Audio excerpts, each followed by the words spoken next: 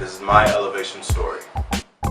So my life before coming to Elevation isn't necessarily what you would say is a Christian lifestyle. I sat there and I talked about how much of a Christian I am and how much I love God and all this great stuff, but in reality, my life was a mess. I struggled with so many different things. I've gone through a few things in my life. No, I wasn't no drug dealer, I wasn't no prostitute, no nothing. But you know, I have my own share of my struggles and my own share of having a hard life. And I kind of grew up in the church. From 5th grade up until about 12th grade, I was attending a church, and the church was great. I liked it, I liked going there, but in reality, my spirit was still dead. So the way I got to Elevation was probably like any other youth. You were forced by your parents. My niece, Jayla, was being presented, and my mom gave me no choice but to go to service that day. From the moment I walked in, I hated Elevation. What a shocker, right? I know everybody usually loves Elevation. The moment they walk in through those doors, I hated it. To me, the whole Spanish thing was just so weird. It wasn't right. It didn't make sense. To hear a translator and all this stuff, it was like, what's this? I'm not getting anything from this. You know, I hated this place. I wanted nothing to do with it. So my life started changing and my heart started changing for Elevation when my stepfather passed away in a car accident. From that very moment, I remember getting to the hospital, and there was already a really good amount of people from Elevation at the hospital, all the way from Ocoee, driving to Kissimmee to support my family at our hard times. You know, I remember Pastor was there to talk to all of us and just give us comforting words. When he broke the news to my mother of my stepfather's passing, there was just something I saw in him. It was a strength that I didn't think I would ever have. The strength to tell somebody that their loved one passed away, I couldn't find it in myself to do something like that. And you know, at the time I didn't realize it, but now I realize that wasn't his strength. It was the strength that God gave him, and the words and the heart that God gave him at that moment to just speak and comfort and pray for our family. So First Lady showed up to the house early morning, you know, because she had such a heart, a heavy heart, and she was just showing us love, and she was hearing my mom just talk and cry and just comforting my mom and my sister and my brothers and everybody who was there.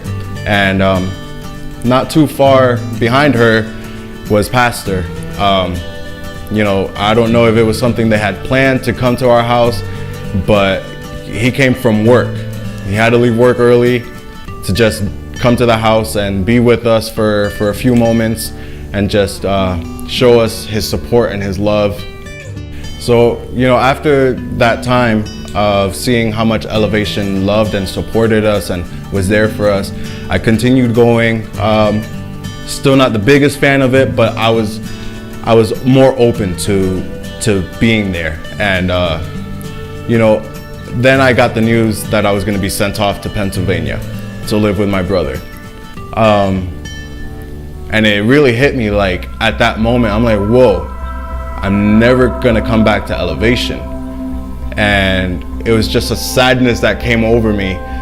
And I made sure, you know, before I left, I talked to Pastor, and he gave me his phone number.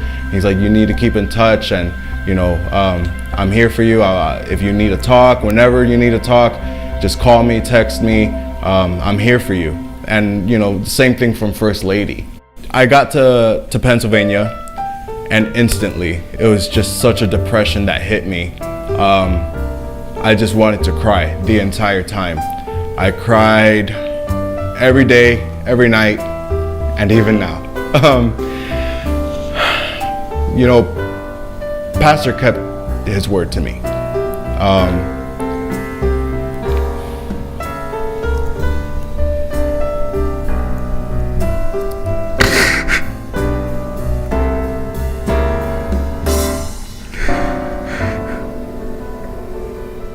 So Pastor kept his word to me. When I moved over there, I didn't have my own phone. I would have to wait till my brother would go take a shower for work so I could sneak his phone. And I remember always pulling out Pastor's card where he wrote his number in. And